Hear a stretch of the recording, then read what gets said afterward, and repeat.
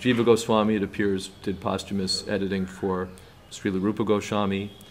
There's many, many works in the scholarly world involve posthumous editing. George Orwell has been posthumously edited. Bertrand Russell, I believe, has been posthumously edited. A very important publisher, Loeb Classical Library, which works under the auspices of Harvard University, publishes many works in re-edited editions. There was just an item about that not too long ago in the New York Times, where the Loeb Classical Library explained why they were reissuing texts in re-edited versions, essentially for the same reason we do, to recover text that's been lost or edited out or misunderstood.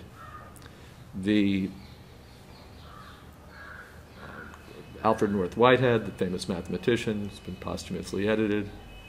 The Lord of the Rings is a good example of a popular book that has been recently, within the last few years, released in a re-edited edition. Tolkien's books were published by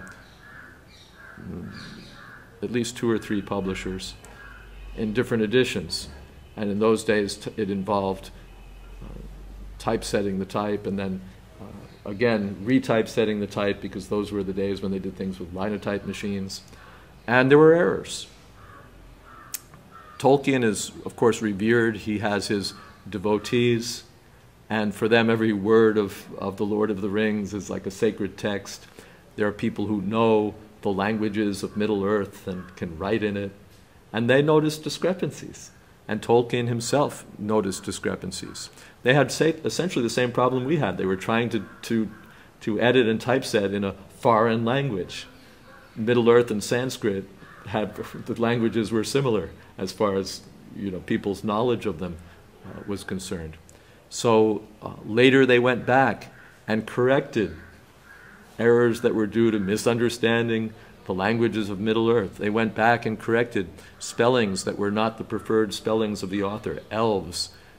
Tolkien's preferred spelling was E-L-V-E-S, and his early editors had standardized it to E-L-F-S.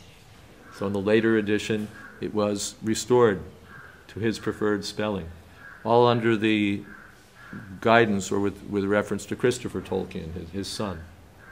So a lot was done. There are, Faulkner has been re-edited. Hemingway has been re-edited. F. Scott Fitzgerald has been re-edited. And the standard is, in the scholarly world, not that, oh my God, you can never re-edit a text. It's so unscholarly, it's completely unethical. Absolutely not. Their principle is that they go back to the existing manuscripts, the existing published editions, any notes from the author. They establish what the baseline text is, what, as far as they can determine, is the text that the author most faithfully represents the author's intentions, and then they try to come out with an edition that conforms to that as faithfully as possible. It's a respected occupation, a respected work, respected endeavor in the scholarly world.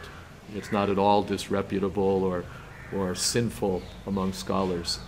Not at all. It's appreciated, in fact.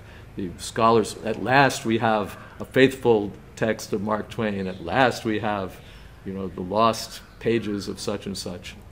It's appreciated by scholars.